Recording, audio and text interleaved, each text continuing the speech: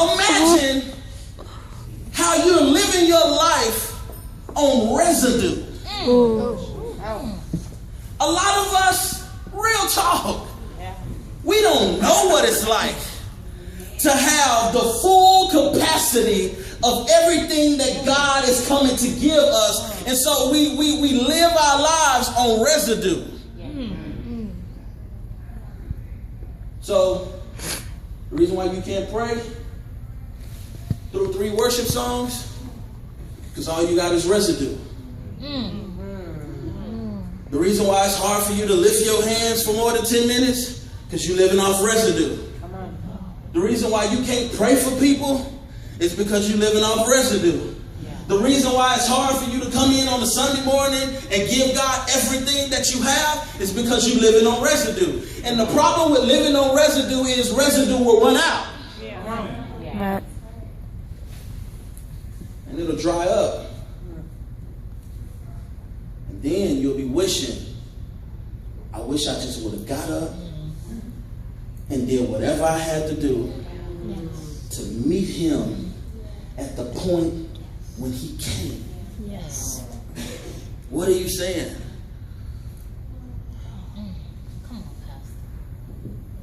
There is oil that you will get from the gathering and the assembly of ourselves together. You will get a little bit. There's some residue just because I'm anointed that you will get.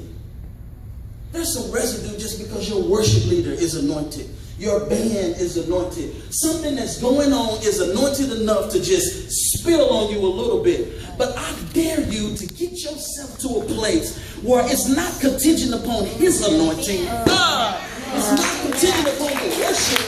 It's not contingent upon anything. I came because I needed to meet him. And when I knew he was at the door, I automatically just jumped on up. I did whatever it had to take because I wanted to be there when he opened it.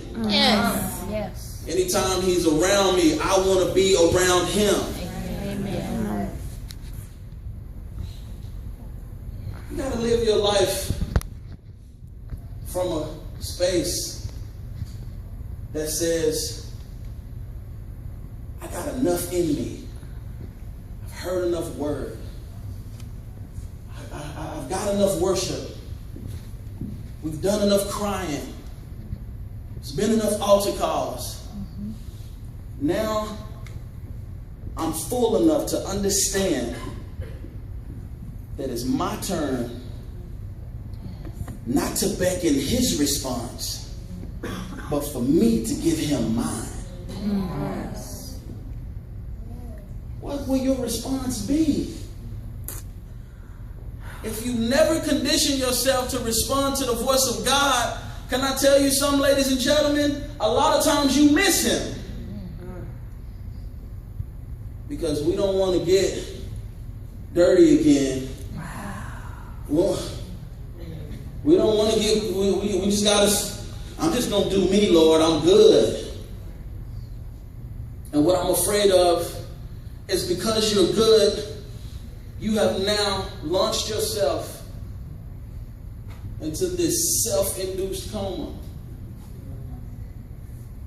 Self-induced. What are you saying, Pastor?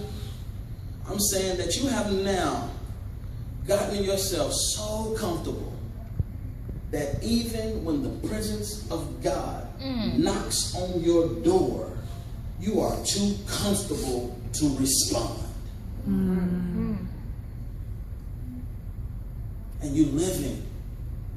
Oh, see, thank God that he's the God that he is. Right. Because when he's coming, he's not coming empty-handed. Right. But I would rather get everything he brought with him than just a little bit of residue. Yes. If you got a real jacked up situation going in your life and you need peace, and you're praying for peace and you're praying for peace and you're praying for peace, and then peace comes, but you don't respond in the right way to peace, then you live in chaos, and chaos becomes peaceful because you're comfortable in it. It's just like when you're a baby, and I grew up in a household where my mama was wild. She was crunk at all times. We always had people at our house. There was always stuff going on. And when I was a baby, so much stuff would be happening and happening and happening and happening. And she would be able to put us to sleep in the middle of all of that happening. But then I look at a lot of mothers today where everything got to be quiet in order for them to put the baby to sleep. It got to be everything shut down. You barely want to move. Because if you make the wrong move, the baby will wake up, then you got to start all over again. But guess what happens to those kids who grew up falling asleep in the middle of noisy situations? They learn how to deal with chaos. What are you saying? Some of you tonight have fallen asleep in noisy situations, and now you're just living in chaos, but it's not bothering you. Man, that'll preach all this. Comfortable in chaos. It's chaotic, but I'm cool. Because what happens is I become one with the chaos, and the chaos become one with me. Right. So I don't know who I am without it. Wow. So some of you gotta have drama going on in your life. It's like I heard somebody the other day, my homeboy and his wife was like kind of going back and forth arguing. I just kind of jokingly whispered to him, I'm glad I ain't married to her, bro. You got it hard. And he was like, yeah, I just need a little bit of that in my life sometime. Like, not me. I need a woman who knows how to do two things. That is, be quiet, and she knows how to say the word okay. Please, hold me up and pray for me. Why? Because I care too much about my atmosphere around me to have drama and distraction. And I deal with enough alone. You deal with enough alone than to invite that stuff. But I close with this. Man, I see that the oil has been released in this room for the last couple weeks. The oil has been released in this room for the last couple weeks. And here's the thing. Some people who witness that oil could care less about it. Don't even matter. Some people are so trained to do certain things and be a certain way that what happened the last 3 or 4 weeks in here don't even matter. And so they leave and it happens and they come back hoping for an experience. And an experience happened. And it's like, oh, that was cool while it lasted. But what has happened in this room the last couple of weeks have been so monumental. So monumental. We had literally had revival the last month in this room. Right. Yeah.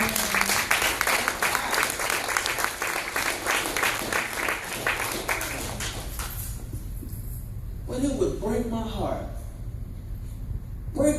to pieces if you couldn't take what has happened in this room over the last month and make that happen in every area of your life.